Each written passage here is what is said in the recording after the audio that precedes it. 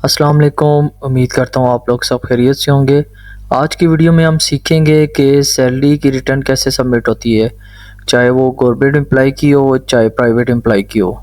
ये देखें, एक एक्सेल की शीट मैंने आपके आसानी के लिए बनाई है जिसके अंदर सैलरी की टोटल जितनी भी डिटेल होती है गवर्नमेंट एम्प्लॉय की, वो इसके अंदर मैंने सारी लिख दी है। ये वो सैलरी स्लिप है जो गवर्नमेंट एम्प्लॉय को मिलती है, देख सकते हैं जून 2025 की। ये जितनी भी डिटेल है मैंने यहाँ से ली है। और अगर इस सैलरी स्लिप को हम देखें तो इसके अंदर बेसिक पे, टीचिंग अलाउंस और बहुत सारे बेनिफिट ये देखें सारे आ रहे हैं। इनका टोटल जो आता है वो ग्रॉस पे में आता है। ग्रॉस पे के बाद ये नीचे कॉलम है डिडक्शन जनरल, इसमें जीपीएफ फंड है, ये एक और फंड है, ग्रुप इंश्योरेंस है, इनकम टैक्स। इनका जो टोटल आएगा वो डिडक्शन में आएगा।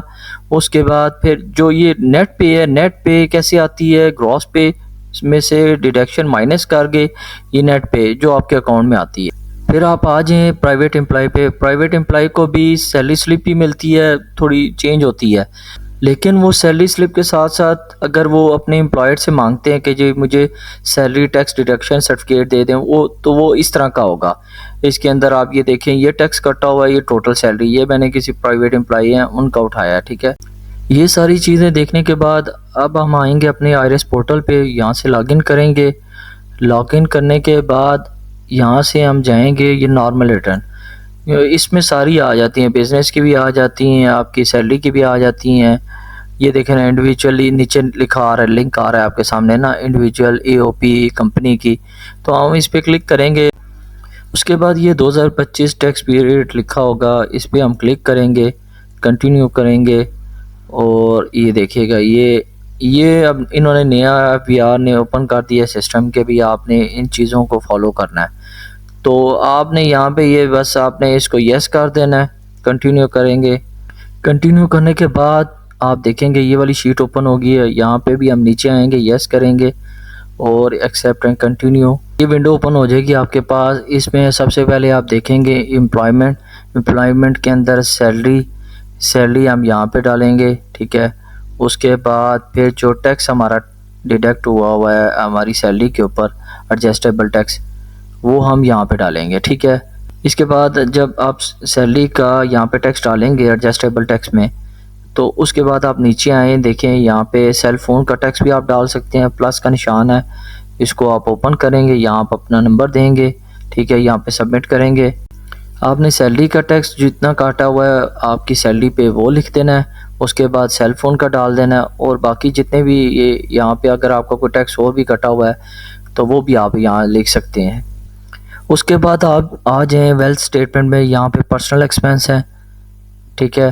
पर्सनल एक्सपेंस में आप मैं ये सारी अगर आपके पास चीज़ें प्रॉपर हैं, आपको पता है कि मेरा इतना रेंट है, बाकी बिजली के बिल, गैस के बिल, तो आप 1 बाय 1 डाल सकते हैं।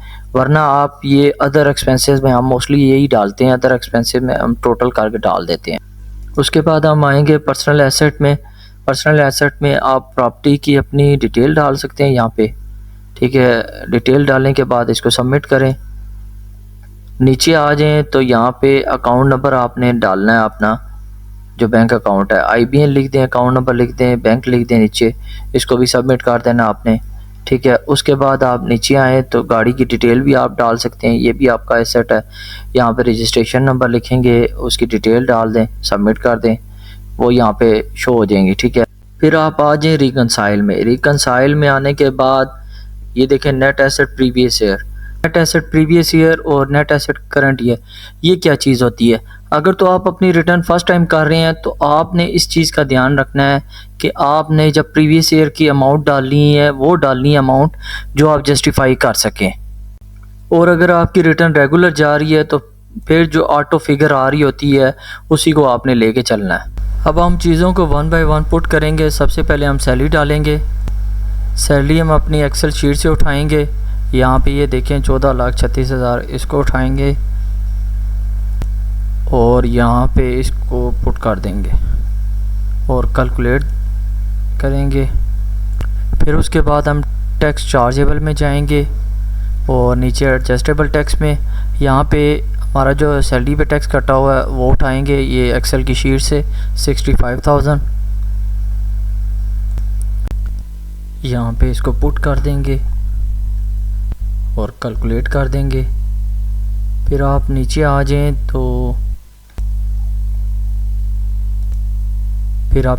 जाएं तो कंप्यूटेशन में यहाँ पे आप देखेंगे, आपका एडमिटेड टैक्स कोई भी नहीं बना हुआ है, ठीक है, क्योंकि आपका टैक्स ऑलरेडी विदहेल्ड हुआ है सैलरी के ऊपर। उसके बाद आप आ जाएं वेल्थ स्टेटमेंट में। हम इनके पर्सनल एक्सपेंस ऐसे ही लिख देते हैं, 5,60,850 हम लिख देते हैं, कैलकुलेट करेंगे। उसके बाद हम आ जाएंगे पर्सनल एसेट में। पर्सनल एसेट में आप यहाँ पे अपनी प्रॉपर्टी, कोई भी प्लॉट है आपका तो वो मेंशन कर दे। फॉर एग्जांपल हम इनका कोई प्लॉट डाल देते हैं, हम बैरियर टाउन फेज 7 में इनका 7 मरले का प्लॉट डाल देते हैं आपको बताने के लिए। यहाँ पे हम फिगर डाल देते हैं 15 लाख का ये प्लॉट है, ठीक है, इसको कैलकुलेट कर देते हैं। फिर नीचे आए तो अब इनका हम अकाउंट नंबर डालते हैं यहाँ पे, ये आपको समझाने के लिए, वैसे ही हमने डाल दिया HPL का। इसको सबमिट कर देते हैं। बैलेंस आपने वो लिखना है जो 30 जून 2025 को आ रहा हो आपके अकाउंट में, वो आपने बैंक से ले लेना। एग्जांपल के तौर पे हम वैसे ही यहाँ पे 64,000 लिख देते हैं, इसको कैलकुलेट कर देते हैं।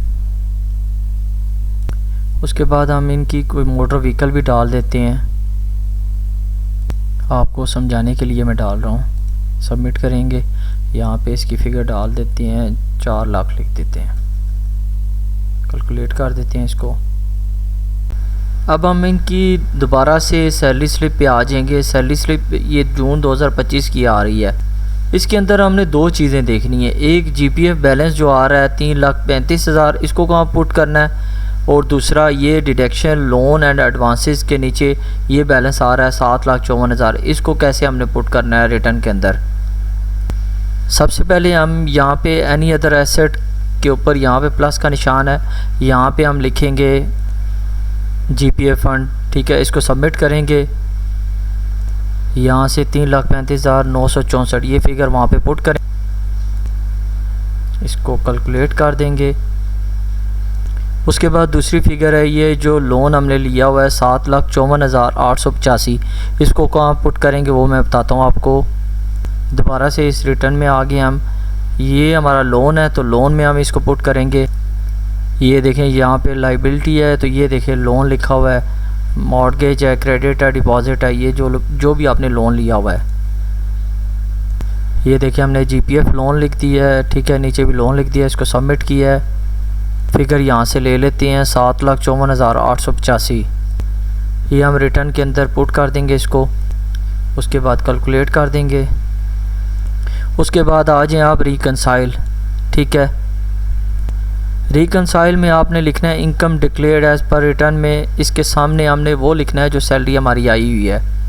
सैलरी हमारी है जी 14,36,904, इसको हम यहाँ से कॉपी कर लेंगे और यहाँ पे पुट कर देंगे इसको और कैलकुलेट कर देंगे।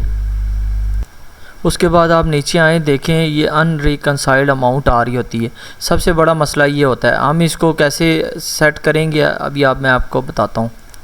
इस फिगर को हम अपने पर्सनल एसेट में जाके यहाँ पे एनी अदर एसेट, जिस तरह ये कॉलम बनाया था हमने, इसी तरह यहाँ पे प्राइस बॉन्ड कैश ये लिख के यहाँ पे वो फिगर हम पुट कर देंगे। ये देखिए पुट कर दी है और इसको कैलकुलेट कर देंगे। अब आप रिकनसाइल में आएँ तो ये देखें कि नीचे 0 फिगर आ रही है, मतलब ये रिकनसाइल हो गया है। आपने इसको सेव करना है, उसके बाद सबमिट दबाना है। सबमिट के बाद आपने यहाँ पे पिन डालनी है अपनी और सबमिट कर देना है इसको। उम्मीद करता हूँ आप लोगों को वीडियो पसंद आई होगी, चीज़ें समझ आ गई होंगी। अगर फिर भी किसी का कोई क्वेश्चन है तो कमेंट में पूछ सकता है। अल्लाह हाफिज़, थैंक यू।